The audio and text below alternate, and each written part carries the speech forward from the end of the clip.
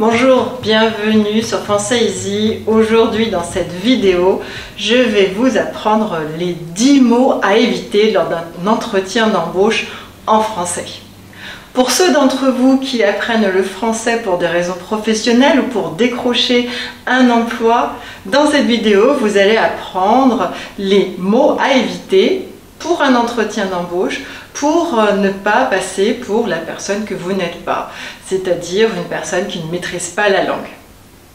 Mais avant de plonger dans le vif du sujet, laissez-moi vous raconter une petite histoire.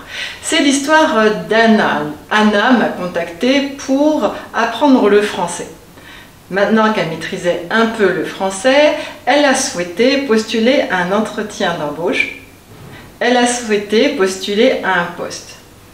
Mais ce qui s'est passé, c'est que quelques semaines plus tard, Anna m'a contactée car elle avait échoué. Elle n'avait pas eu le poste. Elle m'a raconté un petit peu ce qui s'était passé, et ce qui s'était passé, c'est qu'elle a fait plusieurs erreurs. D'où l'idée de faire cette vidéo pour vous. Ne soyez pas comme Anna, évitez d'avance les erreurs lors d'un entretien d'embauche. Si vous êtes prêts, c'est parti! Erreur numéro 1. C'est pas tout à fait une erreur, mais c'est mieux d'utiliser posséder au lieu du verbe avoir. Je peux dire j'ai de l'expérience en matière d'informatique. J'ai de l'expérience dans. Mais ici, tu vas dire plutôt je possède de l'expérience, je possède beaucoup d'expérience dans, etc. Tu montreras que tu maîtrises un petit peu plus la langue française que seulement t'arrêter au verbe avoir. C'est un peu trop banal. On continue.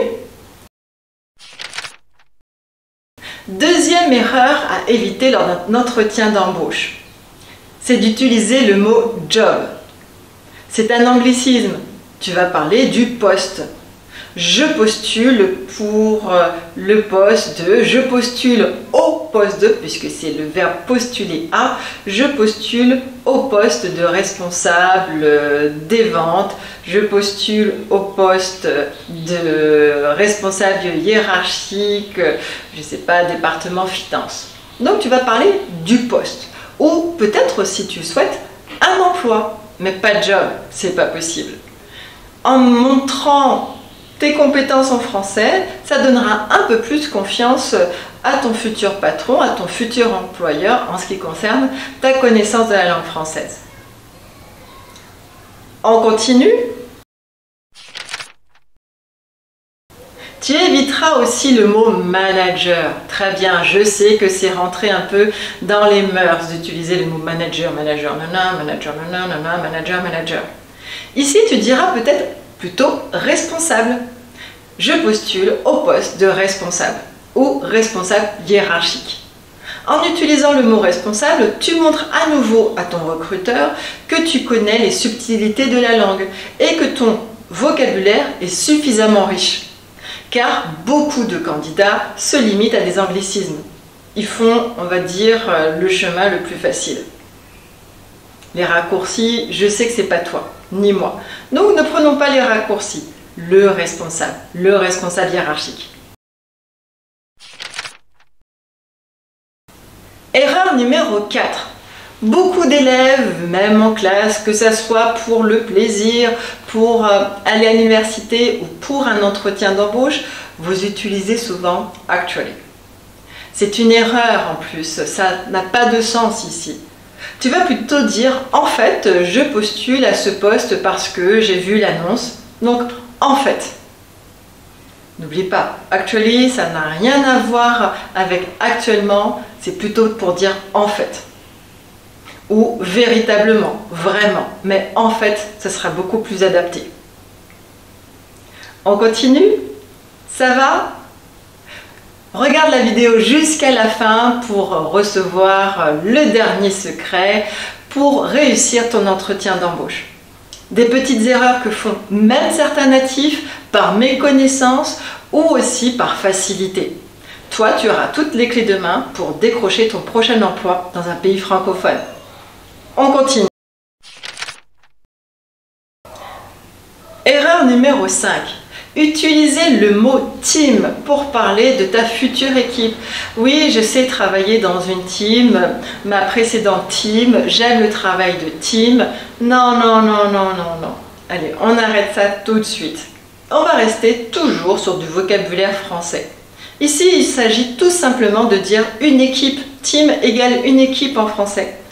Je sais travailler en équipe, j'aime le travail d'équipe. Mon équipe est sympathique, généreuse, efficace, productive. Tu vas parler de ton équipe. Ça montrera aussi à ton futur employeur que tu sais aussi maîtriser les structures de français. Car utiliser la structure, savoir travailler en équipe, le travail d'équipe montre que tu connais un petit peu plus que le basique en français. On continue. Arrêtez d'utiliser le mot feedback. Oui, je vais te faire un feedback. Non, même les natifs, arrêtez ça tout de suite. Stop, stop. Alerte rouge, vraiment. Vous allez dire autre chose. Vous allez dire plutôt retour d'information ou je reviens vers toi. Feedback va être remplacé par retour d'information. Je te ferai un retour d'information après la réunion. Je reviendrai vers toi après la réunion. Arrêtez ces anglicismes et aussi de vous faciliter un petit peu l'apprentissage du français. Oui, tout le monde comprend, je sais. Beaucoup d'étudiants me disent « Oui, mais les Parisiens, vous aussi vous utilisez. » Oui, d'accord, dans certaines entreprises, dans certains domaines, peut-être high-tech, mais toutes les entreprises et surtout les entreprises traditionnelles et conservatrices françaises n'utilisent pas le mot feedback. Il y a un jargon spécifique pour le français professionnel et toi, ton objectif, c'est de l'apprendre et de mettre toutes les chances de ton côté, n'est-ce pas? Erreur numéro 7. Deadline. On entend deadline partout, même à l'école et même mes collègues disent le mot deadline. Arrêtez ça tout de suite aussi, stop! On va parler de date limite, s'il vous plaît. La date limite pour ce projet est le 10 octobre. La date limite pour voir le client ou proposer une nouvelle orientation au client, c'est le ta-ta-ta. Date limite pour deadline, s'il vous plaît. Ça montre aussi que vous avez une bonne connaissance, que vous avez un vocabulaire très riche, que vous maîtrisez aussi le vocabulaire et le jargon professionnel. Donc on aura beaucoup plus confiance en vous par rapport à ça. Effectivement, ça dépend aussi du travail et du domaine. Mais mets toutes les chances de ton côté pour montrer tes connaissances en français, c'est l'objectif, non? On continue. Networking. Remplacez ce mot par réseautage. Alors là, tu gagnes au moins 50 points. Le réseautage. Tu peux dire, je sais travailler mon réseau, je travaille beaucoup en réseautage, j'ai un large réseau. C'est beaucoup mieux que d'utiliser networking. C'est trop utilisé justement dans le langage courant. Différencie-toi des autres candidats et des autres étudiants aussi en utilisant du vocabulaire adapté. Cette vidéo est faite pour toi si tu veux enrichir ton vocabulaire et surtout réussir ton entretien d'embauche. Ça t'évitera d'avoir la même expérience qu'Anna, malheureusement pour elle. Mais je suis sûre qu'Anna a retenu la leçon pour la prochaine fois. Numéro 9. Challenge. C'est vrai, on peut dire un challenge en français. Ce poste m'offre l'opportunité d'affronter de nombreux challenges. Essaye d'utiliser un mot qui est peu utilisé. Un défi. C'est un défi pour moi de venir à cet entretien et de parler face à vous. C'est un défi et j'aime les défis. C'est pour ça que je postule à ce poste, car je sais que ce poste me permettra de relever certains défis. C'est à toi de montrer aussi justement que tu es un combattant et que tu sais relever les défis. Le défi d'apprentissage déjà et de la connaissance du vocabulaire professionnel.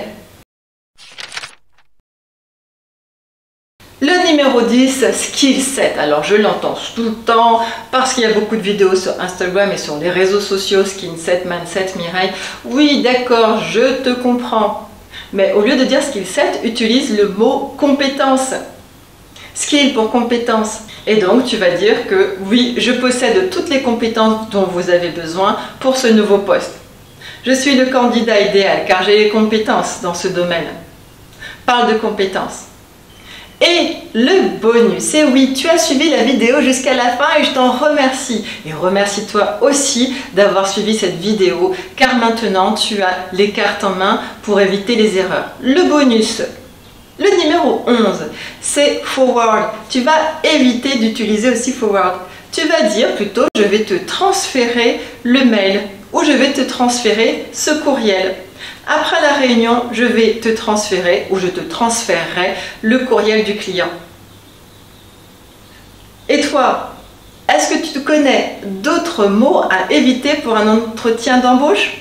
N'hésite pas à me mettre juste en bas tes astuces, les mots que maintenant tu as remplacés ou d'autres mots que tu connais.